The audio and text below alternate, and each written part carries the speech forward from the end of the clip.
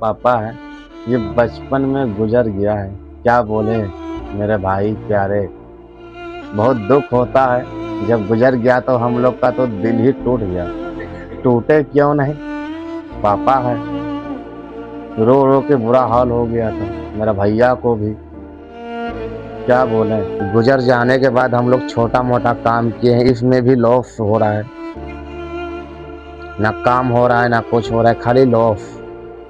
यही है जिंदगी। ये तो मेरा छोटा भाई है बैजनाथ सिंह, उसको भी दिखाने वाले हैं।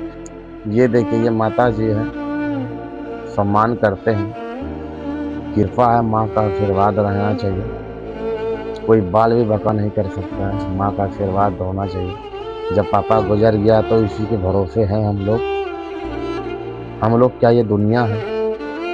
कर्म करो अच्छे, बुरे काम का बुरा ही नतीजा होगा ना। हर हर महादेव।